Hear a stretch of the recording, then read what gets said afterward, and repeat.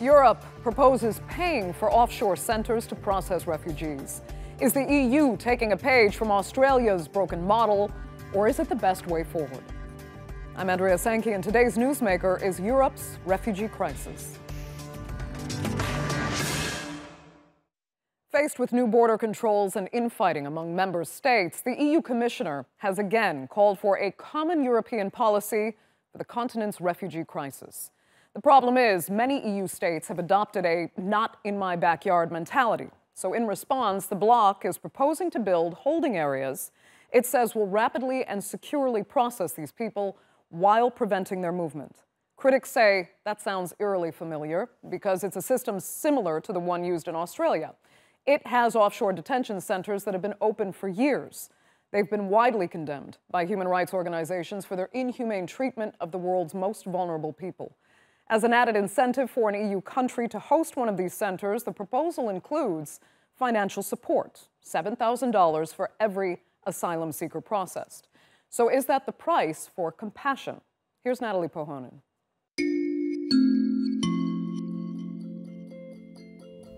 How much are you worth? More than what you're currently earning? $1 million. Are you priceless? Well, if you're an asylum seeker rescued from the Mediterranean as you try to reach the EU, you've been equated with $7,000. That's how much the EU will pay member states for each refugee they process. Life jackets! Under a new proposal, countries would set up controlled centres on their territory to vet the applications of refugees who arrive by sea. People who qualify for asylum will continue the application process. People who don't would be sent back to where they come from. The host nation would be given extra financial and operational support to run the centres.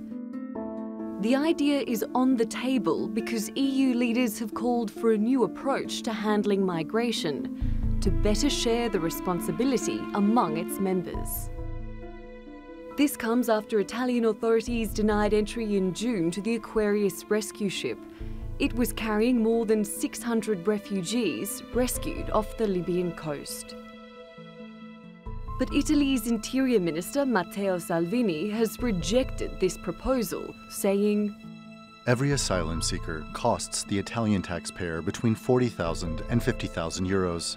We don't want money, we want dignity." Italy, along with countries like Hungary, Austria and Poland, have been promoting another way, strengthening borders and stopping refugees from reaching Europe in the first place. Another idea the European Commission is proposing is to set up offshore processing facilities, similar to Australia's model. This would mean people rescued at sea would be taken to a third country outside of the EU to have their claims processed. So far, no nations have put their hands up for that offer. More than 100,000 people reached the EU via the Mediterranean in the first 6 months of last year. This year's figure is less than half that. But migration remains a pressing issue, and the political and human costs only continue to escalate. Natalie Pohonen, The Newsmakers. Joining me now from Kielce, Poland, is Dominik Torczynski. He is a member of Poland's parliament for the ruling Law and Justice Party and a member of the European Affairs Committee. And from Milan is Matteo Villa, a research fellow specializing in migration for the Italian Institute for International Political Studies. Thanks both so much for joining us. Let me just preface this by saying I know both of you have a problem in some form or another with this proposal. But Matteo, let me start with you. Is it at least a step in the right direction? Well, certainly it is interesting in itself, but the problem is that, we are trying to control the flows of migrants coming in while the migration crisis right now has receded to the back. And this is interesting in itself, but also a bit worrying. So we try to, find a consensus on migrant flows and how to redistribute them within Europe or without solidarity, how to deal with them in any way. while let's say that the crisis has receded in the back, for example, arrivals to Italy are 80% lower than last year's and 2 years back. While maybe we should focus more on what is happening ashore, so in terms of migrant stocks and how do we deal with them. Either we integrate them or we increase returns and so on. So, I mean, the proposal is a step in an interesting direction, but in itself, it might not be exactly what we need right now in order to, advance the agenda on migration in Europe. Okay, interestingly said, a step in an interesting direction. But does the notion of paying, Matteo, does the notion of paying per migrant on that basis, does it help? Yeah, I'm not against financial incentives per se. I think that, for example, the 6,000 euros that have been set up very low. Just take Italy for a second. Although, if you look at the proposal, actually this benefit would not get to Italy because it's where migrants arrive, not where they would be relocated within EU.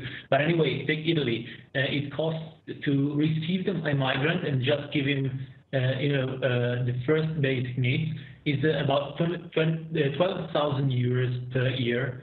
So it would cover about half of what is needed in Italy. So clearly, if you want to make this politically feasible, you should raise the stakes financially. At the same time, we know that the EU is only dealing with so much money that the EU member states want to give it. So clearly, the European Commission has made everything to cater to member states' needs, but insofar as member states do not raise the financial portfolio of the Commission, still the Commission will only be able to offer so much, and clearly it's not enough for many countries.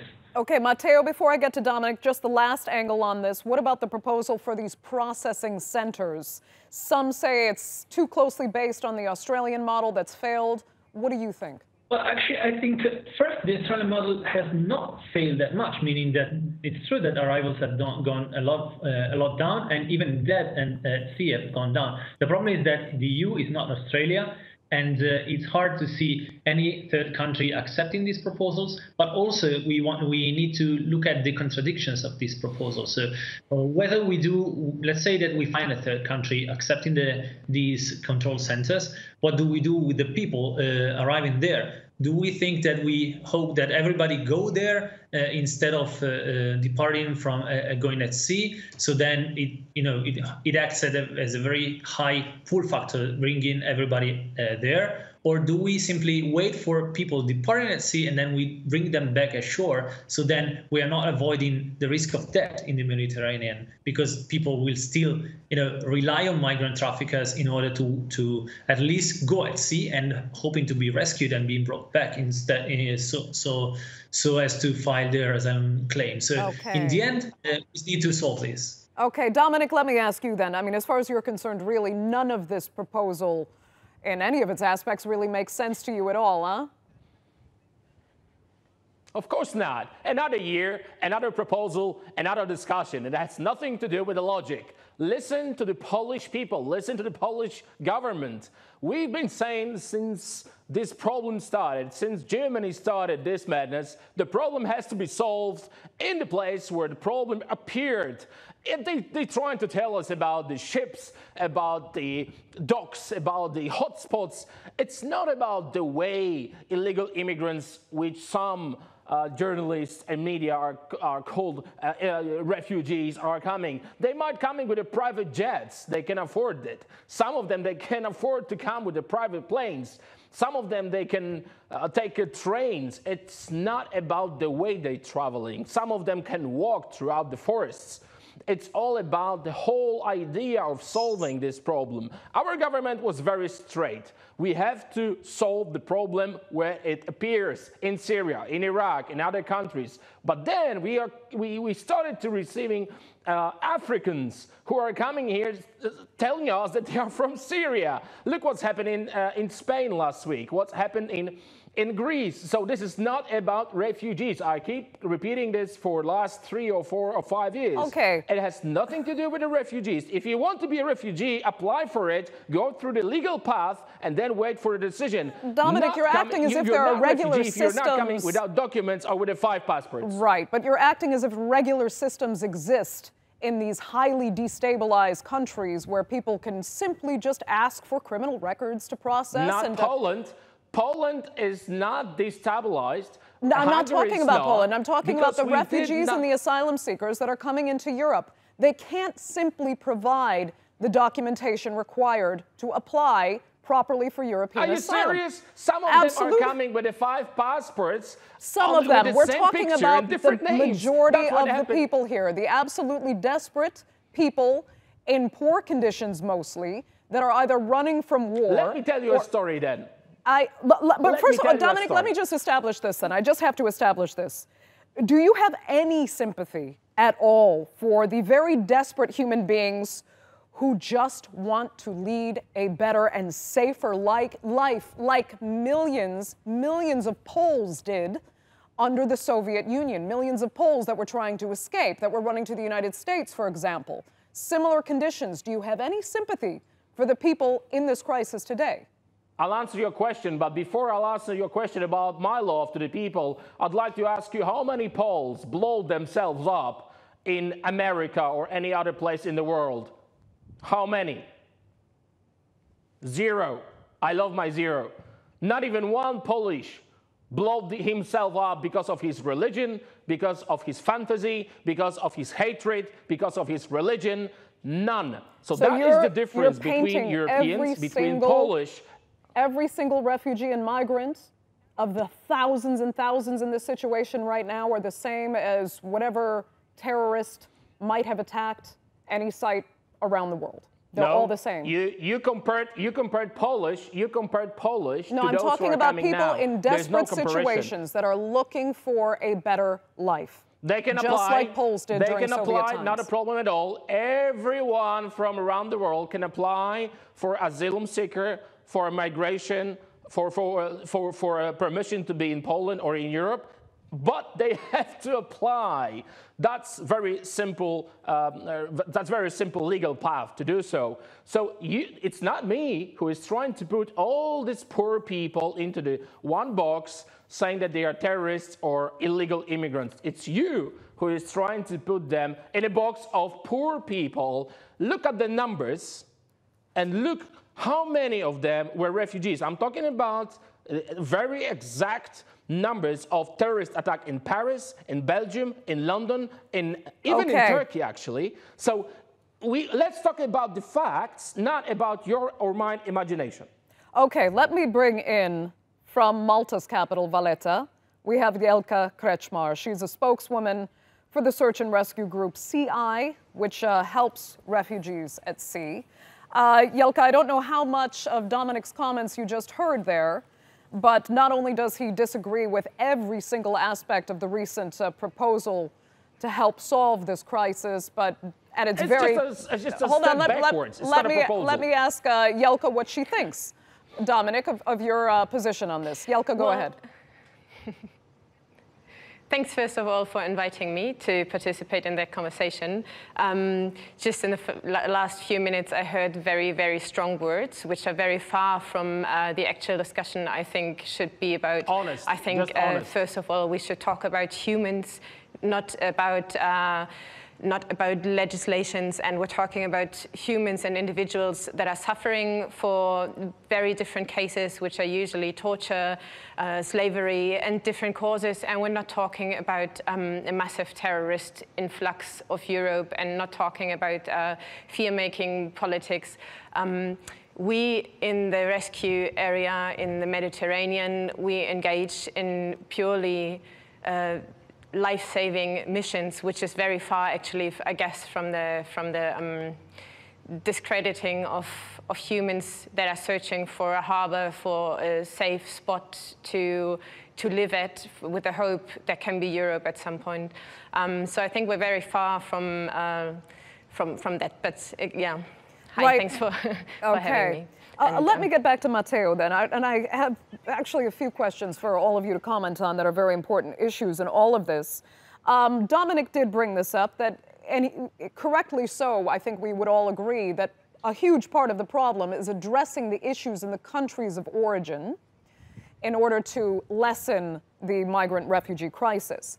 So when we see Matteo, for example, the African Observatory for Migration and Development, established by the African Union. Do you hold out more hope for that solution then? Is that more at what the European Union should be looking at? I know they've pressed for it before and they haven't had much success, but is that the smarter direction, arguably, to go in? Well, I would point you to two facts. First of all, the fact that actually the EU is doing the reverse, I would say. So taking away some money from the European Development Fund, which is meant to, help African countries to develop, and putting it into the, migration-related security part. So we try to ask African countries to cooperate with us in migration-related measures, so they are, constraining measures and not in developing themselves. And the second thing is that we really have to come to terms with the fact that development does not mean less migration. Usually, for countries that are very poor, like sub-Saharan African countries, that have an average salary of 1,600 euros per year. You should compare that to 30,000 euros per year in the EU. So usually this makes it so that the more they develop, at least initially, the more migration will rise. So this is important to know. It's not, the root causes can be addressed, but it's not that we should expect that migration drops due to that. Can I just add one thing on terrorism? Because data is important. And out of the people that have come to Europe overall, through the refugee crisis, so throughout 2013, 2014, 2015, and up to now, it's just 0.0001% who tried or attempted to commit an act of terror. And clearly, there might be radicalized people in there, but we should be very, very, aware of the fact that most of the people who come here because they want to work, not because they want to commit an act of terror. Okay, Dominic, I'll let you respond. Well, first of all, if African countries want us to help them to be developed, they have to have this desire itself. They have to want it. They have to stop the corruption. They have to stop the war of the castes when you have very rich people and the poor people. So let's not go into this discussion about the Africa and about the way they rule themselves, because we're going to go into the wrong direction. I'd like to go back to the Malta, what I heard from Malta about humanitarian attitude, about the humanity. I do love people. That was the question. I do love the people. I'm a Christian. But what I heard from Malta, it sounds to me like you are a little bit worse than we are, because we are helping. You don't want to help. You don't understand humanity. I do understand humanity. I do understand the love to the people. But the most important thing I do understand is the love to my personal family, to my people around me, and then to the people next to me, and the country next to me, and then somewhere else. So if you want to call us the worst Christians or the worst humans, I don't mind, until my family is safe. It's so simple. If you want to help, if you want to take this burden, take it. Take it all. That's what I said to the Germans. If you want to take refugees, take them all. We're not going to take them unless they will not go through the legal path of every single person who wants to apply for asylum in Poland. Okay, Jelka, I'll let you respond quickly. Go ahead. Yeah, I mean, it's a strong accusation in terms of humanitarian, in terms of not being humanitarian. But at the end of the day, I think the European Union is there for a reason. If you better, take them all. Take them all. You better. You're going to feel better. You are part of the European Union, though, Dominic. Okay, thank you. If you don't want to be part of the European Union, maybe. But sorry, we are Jelka, go ahead. Sovereign country. We are a sovereign country. It's really interesting. Is there a chance that we can have a normal grown-up conversation instead of screaming at each other? It would be very pleasing. I understand that there might be frustration here and there, but at the same time, I think there should be European solutions for the migration problems. And there should be collective solutions, because what I see is not that there is a migration crisis. I see there is a political crisis within the European Union, not being able to find solutions together that have been for problems that are evident for years. It's nothing new what happens right now. It's nothing new that the migration will grow. It's nothing new that migration is there for more than 10 years. So that there is no solution up to now is a problem of the European legislations and the basis, or a problem of countries refusing to work on those kind of issues together. when it comes for addressing the very, very source of the problem in countries in different countries in Africa, Central and in the North. I think they're very diverse problems, and I think it's very good that Caritas as well is addressing I'd like to respond to that. Just one sentence. Dominic, quickly, one sentence before I need to move on to a final point. One sentence, One sentence. Dominic. This is not the European problem. Stop using this sentence. This is a worldwide crisis. Where is Saudi Arabia, one of the richest countries in the world? Where is Qatar? Most of these refugees are Muslims which are neighbors to this country. So why you are calling this European problem? It is not. And European Union, it's not responsible for Angela Merkel madness and looking for cheap labor. Yes, okay. Okay. I think it's worth it to have another conversation on Angela Merkel if you want so, but what I think is honestly, yes, there should be more countries involved in a global migrant crisis, which is happening, which is going to continue, and there should be more collaborations, definitely, and all countries should be included. But it's not a migration based on, wait, I'm not finished. It's not a problem based on religion. Migration movements have a lot to do with economic problems, with economic developments in the southern hemisphere, and this, again, is strongly connected to the Western world and with post-colonial and colonial repression of the European countries. So refusing to have responsibilities right now is really sad, honestly. Okay, before we go, Matteo, I'd like to finish one final point with you because we just have a few minutes left. Dominic, let me just get to one last point with Matteo here. There is an issue within the European Union trying to solve this crisis in that there are countries, one country in particular, that is actually looking to take in migrants and refugees and is actually being rejected as a final point for resettlement. It is Portugal. Portugal has received less than half of the asylum seekers it's legally obligated to take under the new EU laws. How do you address that? Because the opportunities are there to resettle in Europe for some of these asylum seekers, and yet they don't want to settle in a country like Portugal where they feel isolated and there is a lack of opportunity. Yeah, I mean, we know that relocation, so within the EU, and resettlement from outside the EU to other EU countries, I mean, it's always complicated because, migrants' decisions and preferences should be taken care of. But clearly, we should first, we should know that migrants' preferences should come as a third before there should be EU-wide solidarity. Clearly, there is not. So first, we should solve that problem. We continue to say it's not a EU-wide problem, but it is clearly. It has to do with Schengen, the Schengen Agreement, so the collective border of the European Union. And just to point to this fact, to my Polish friend, we I think made a very interesting points. I just wanted to point to the fact that about 200,000 Ukrainians. Australia. Their prime minister would be happy to take Dominic, please let Matteo finish. Thank you. After 2014, and Poland was quite good at taking care of them, giving them, for example, labor permits. And it's interesting how these different discrepancies playing out both in Poland and in other countries. I understand there are different sensitivities on this matter, but we should try to overcome them in some way.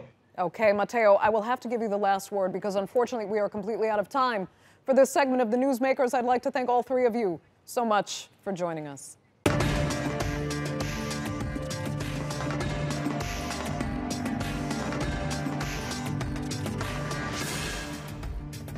Still to come on the Newsmakers, is Lebanon's garbage crisis trashing the Mediterranean Sea?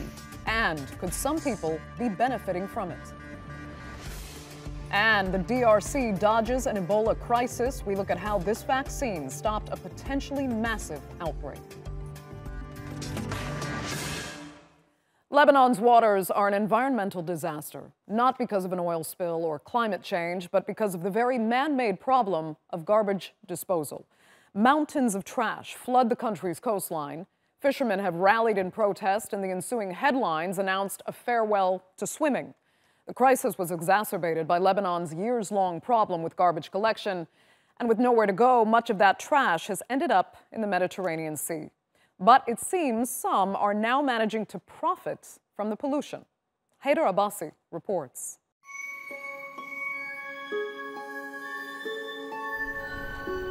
It's no surprise that people have abandoned this beach. Tons of rubbish are ruining Lebanon's coast, and now it's polluting the sea. The Lebanese Agriculture Research Institute, or LARI, reported several weeks ago that pollution in the water is worsening, and it said no water in Lebanon is free of contamination. That's led to many people staying away from the beaches. But is the situation really that bad?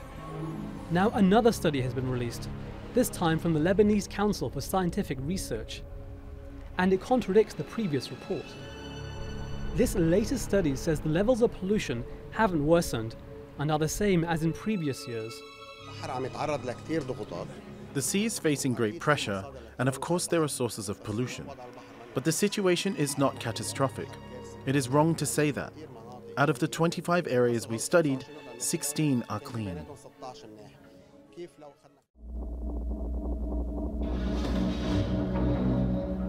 Lebanon has been struggling with the rubbish crisis since 2015. Entire streets in the capital Beirut have been overwhelmed. The problem began after a large landfill site was closed without an alternative facility being available. People began dumping and burning waste on the streets. The crisis was blamed on incompetence and government corruption. Lebanon's landfill sites are next to the coast, making it easier for waste to reach the sea. The impact has been felt by fishermen. There are no more fish in this polluted water, in this now black water. They throw the new garbage here, and the dirty water flows in the sea. As landfill sites began to fill up, the government launched a land reclamation project as a short-term solution. This involves taking rubbish from a nearby dump to create new land on the coast. But environmental activists say this will create even more water pollution. So Lebanon, as a signatory to the Barcelona Convention, is not supposed to be dumping garbage on the sea. And certainly having garbage coming into the sea can be a problem for the broader Mediterranean. Activists also believe developers are taking advantage of the crisis to build property on reclaimed land, and for private companies to take over some public beaches. So are reports about pollution worsening on Lebanon's coast accurate? Or are they being used to advance the interests of real estate moguls? Haider Abbasi, The Newsmakers. To discuss this further, I'm joined now from Amman by Ziad Zamaha. He is the manager of the Marine and Coastal Zones Management Program. From Beirut, Sara Boukamel, she is the projects coordinator at the Lebanon Eco Movement. And completing our panel, we have Nadine Masloum. She is a multimedia journalist and blogger. Thanks all three so much for joining us. Let me begin in Amman. Ziad, you take serious issue with this LARI study. Why? Well, LARI actually, their scope and their mandate is over agricultural research, and not specifically the sea or the marine environment. They might have the equipment, or the tools to analyze the water, but what they did is actually they analyzed and they took samples in the highly contaminated areas. So in science, this is called research bias, because when you're doing sampling, you have to take random samples. But what they said and what we saw, all the samples taken were at either an overflow of wastewater that goes straight into the sea, which we know that there is. We know that there is pollution, but then the report shows like as if the sea is a kind of an acid pool. And it's a little bit shocking. We have a lot of interesting things in the sea in Lebanon. Yes, we do have pollution, but 2 years ago, we did the first deep sea marine survey in Lebanon, and we discovered more than 200 species.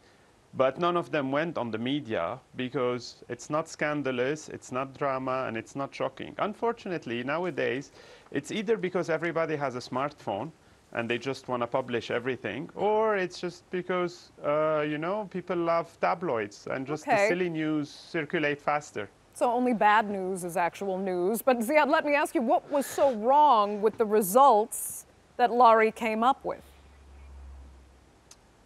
Not the results. The results were right. But sampling in a highly polluted area, either like at the sewage or at the overflow of the wastewater or next to a dump site, definitely you're going to have a highly contaminated, polluted area. But when you're doing a study and a research, you have to do it, and you have to do a random sampling, like what the CNRS did. Thanks. Okay, well, let me ask Nadine then. I mean, tell us just how bad the waters around Lebanon are. I mean, should swimming be banned? Should fishing be banned? Or is this all just too dramatic? Look, if we're going to look at this from an objective point of view, if we're going to just take a look at the Arctic Sea, there is actually microplastic that the scientific community and a lot of studies have discovered. And this, we're talking about the Arctic Sea.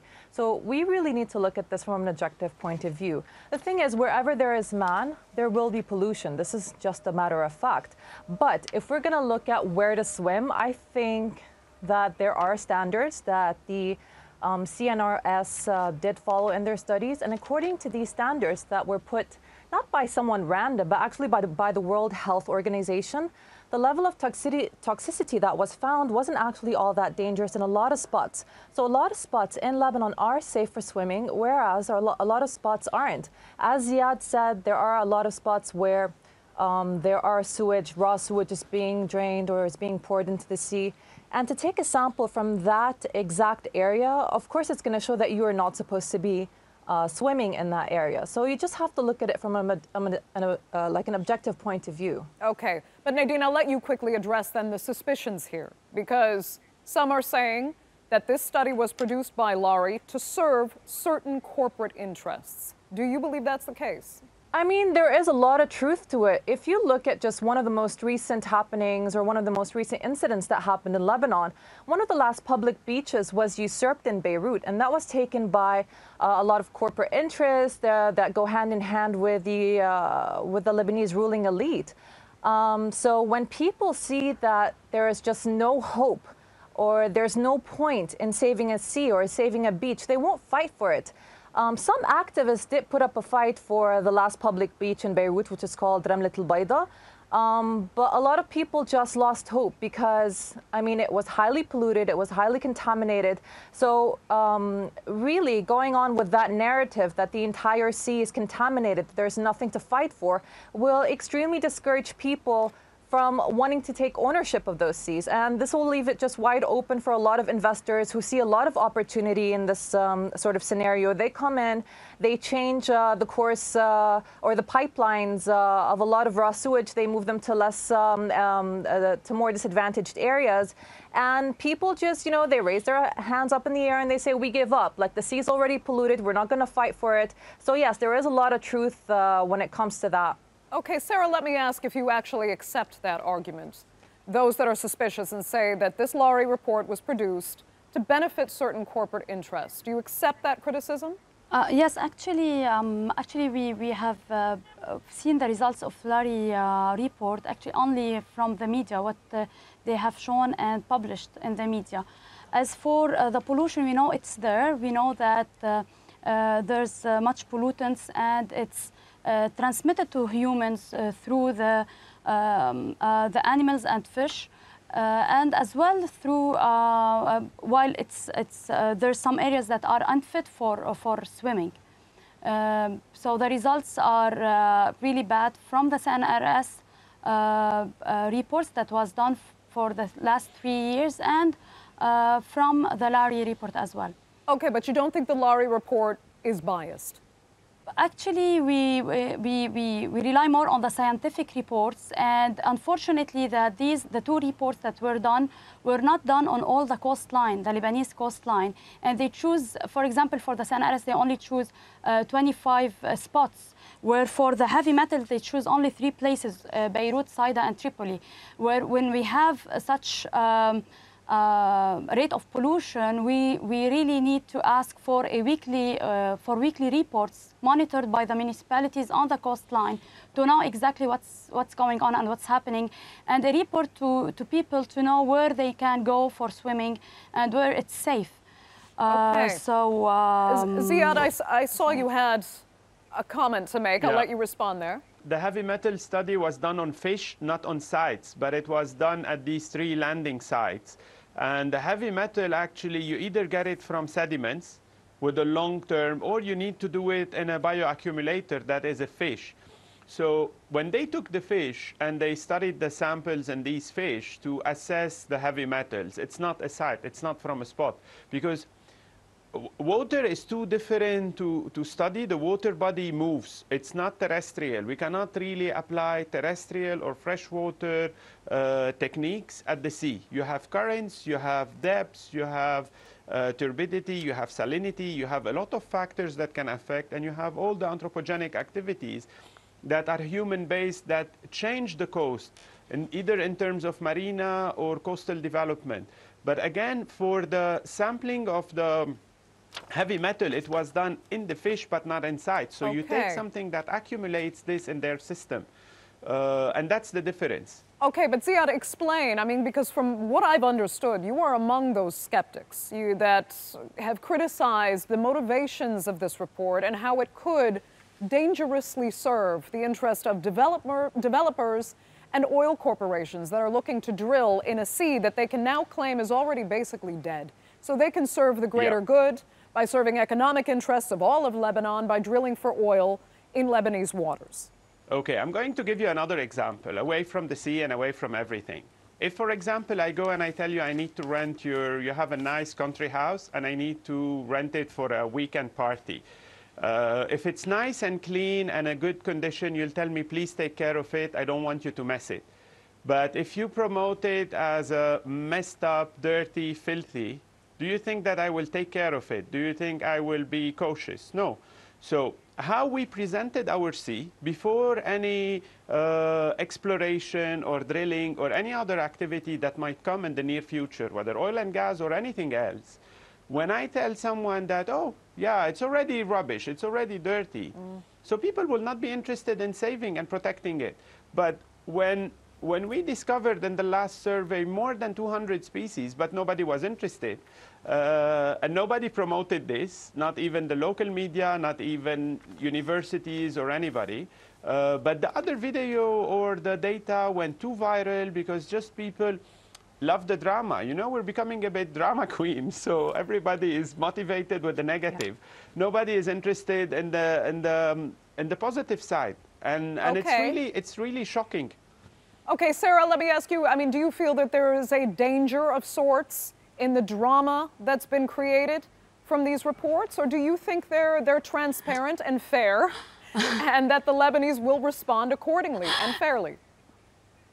Okay, unfortunately, no, let me get to Sarah's response quickly. Okay, sorry. Yeah, actually not drama queens, but since the government is not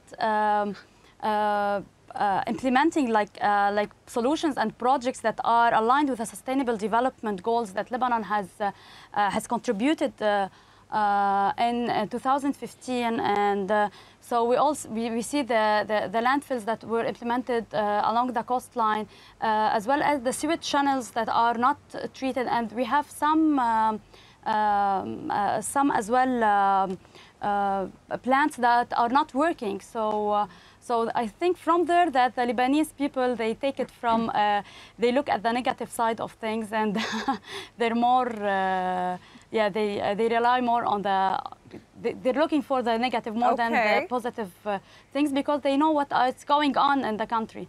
Okay, so Nadine, let me ask you, if the water is technically not at the point of no return, what needs to be done now to protect it for the Lebanese people, and particularly for the recreational and natural use of your coastal waters?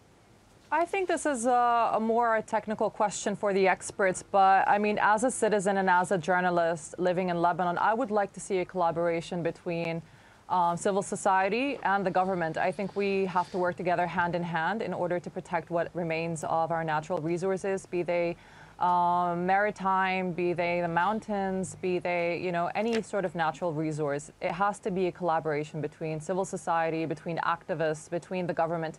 And I think it's really up to a lot of organizations to raise awareness and to give hope that it's not beyond hope. It's not tragic. We can regain some of our natural resources and natural sites. And, you know, just one example I can give in this regard is just one of the conversations I had with a marine journalist. And she said, if we remove all these toxins and what is causing all this pollution at these highly contaminated areas in the sea can recover in a matter of weeks, months, years, depending on how toxic, on the level of toxicity. So there is hope, and I think we really have to stress that and, you know, just give people the tools that will enable them to create that hope and make that change. But Ziad, this is your area of specialization. So, I mean, having heard what Nadine said, it seems you agree. But how urgent is it? Because the pictures we're seeing are quite frightening. The pollution, just the garbage that's accumulated around the coast, it almost looks like you're at the point of no return from a visual aspect. Okay, what should scare us, all of us, is not what we see, it's what we don't see.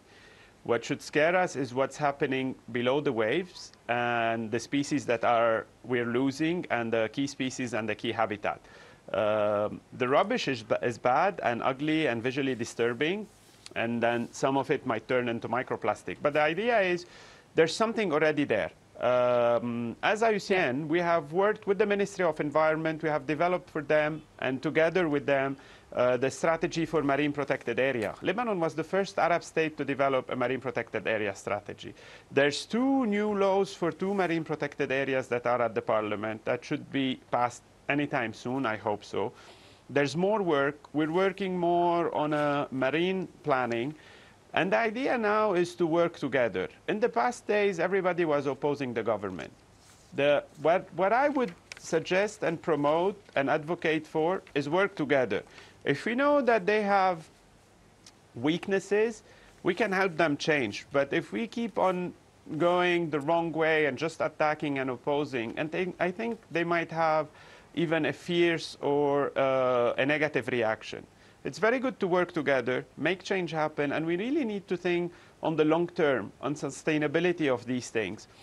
One more thing that I'd like to add is like a lot of tropical and really nice destinations that we all visit and we all want to go there, they do also have the polluted side of their islands. Pollution is us, it's humans. We're a consumer society, we consume a lot. We throw a lot, we have a lot of garbage. So we also need to change our behavior. We need to stop and reduce those plastics. We need to change when we can change. And the idea is conservation is not just a one day. It's not a street demonstration. It's not something you take by force. You need to convince people. You need to convince the polluter to change. You need to convince the fisherman that is fishing in an unsustainable way to move towards sustainable. You need to convince the hotels to have decaying pool and filtering process or waste treatment, because that's where their clients are swimming and that's where the money is coming. So the idea is not to attack. It's to educate them with a smile and not preach or attack. Right. That's how I believe. That's how we work with everybody. We try to bring in together, even though we know that sometimes it takes a lot of time. But yeah, I'll stop. In the end, every single one of us has to take responsibility. Ziad, I'll have to give you the last word because unfortunately we're out of time for this segment of the Newsmakers. I'd like to thank all 3 of you so much for joining us.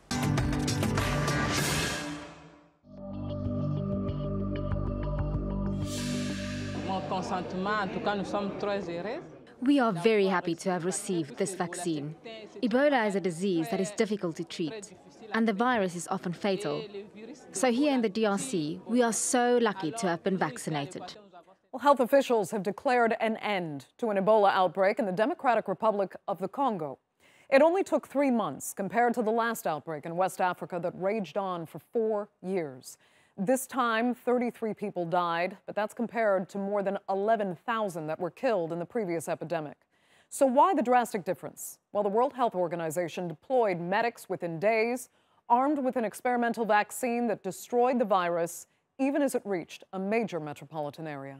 So can the success in the DRC prevent the next Ebola crisis? To discuss this, I'm joined from Brazzaville by Dr. Ibrahima Sosé Fall, who is the WHO's Regional Emergencies Director in Africa. Thanks so much for speaking to us. Let me begin with asking, how did you do it? How did you tackle Ebola so successfully in the DRC? Was it all about that experimental vaccine? Thank you so much. Let me first of all congratulate the Democratic Republic of Congo and all partners who have been working with us to contain this outbreak.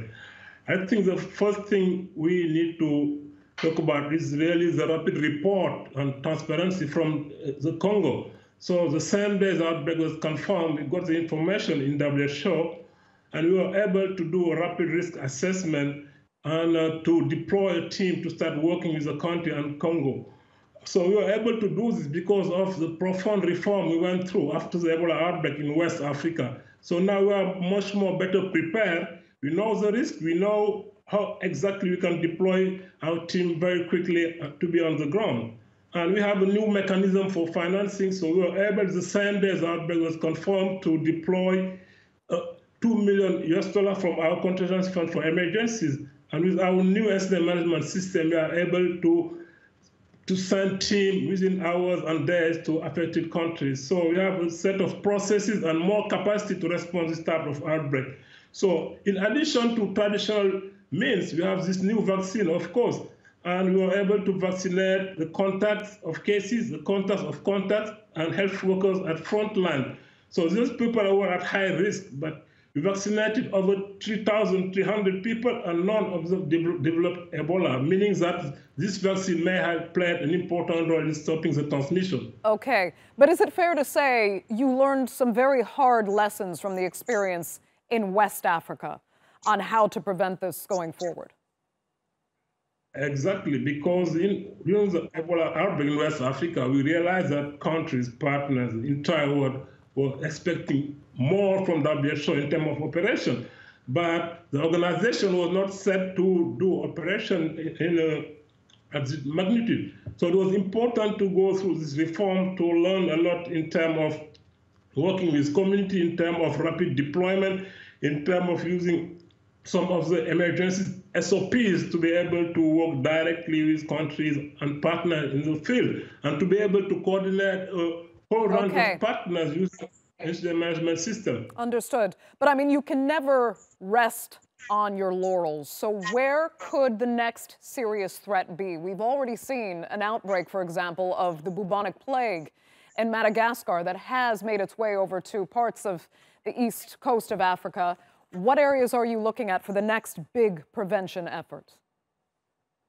So in Africa, we are using what we call evidence-based preparedness. We have done a comprehensive risk assessment of potential outbreak in our region. Of course, we have what we used to call viral hemorrhagic fevers like Ebola, Marburg, but we have also all type of disease. We have a number of vector-borne diseases, and with climate change and more countries are at risk. We have seen dengue fever, we have seen Zika, we have seen yellow fever. So we are working with countries based on the risk assessment and the capacity and gaps to help them to build their system to be better prepared to all kinds of hazards. So we are using the multi-hazard approach for evidence-based preparedness.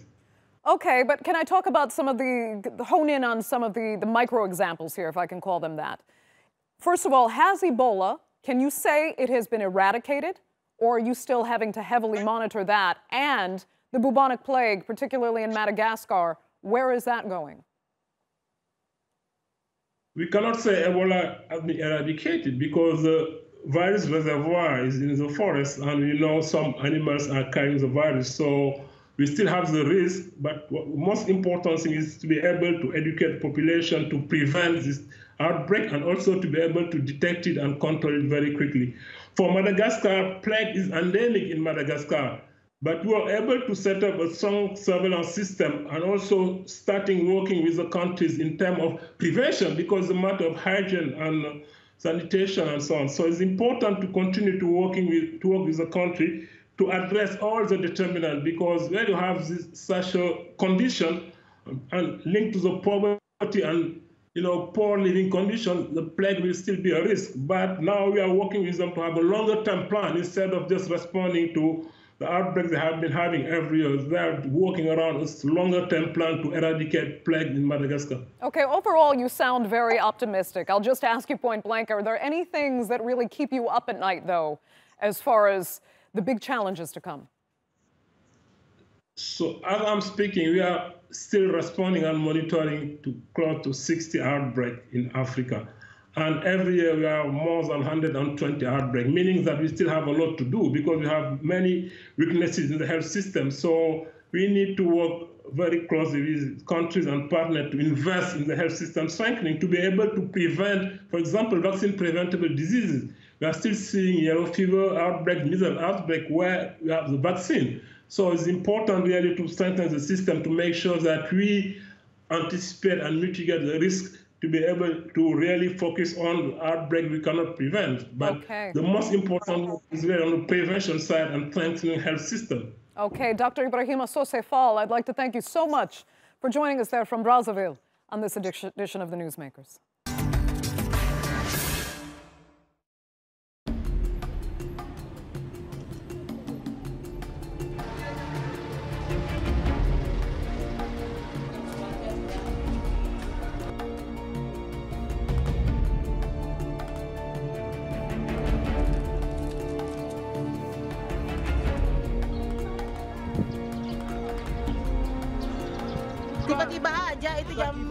It happened so suddenly, at 6 in the morning. Suddenly, everything simply collapsed. My child was inside the house. Thankfully, he survived.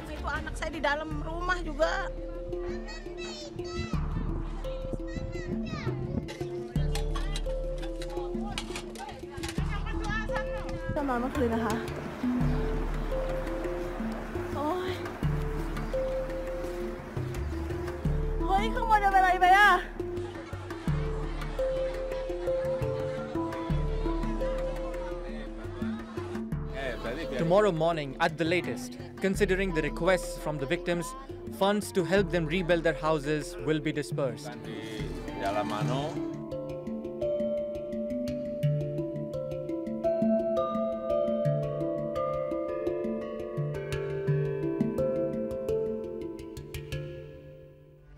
That's all for this edition of the Newsmakers with me, Andrea Sankey. Check out more of our stories on YouTube, Facebook, and Twitter. Remember to like, follow, and subscribe. Next time, we head to Las Vegas to look at what happens when the victims of a mass shooting get sued. Until then, thanks for watching. Goodbye.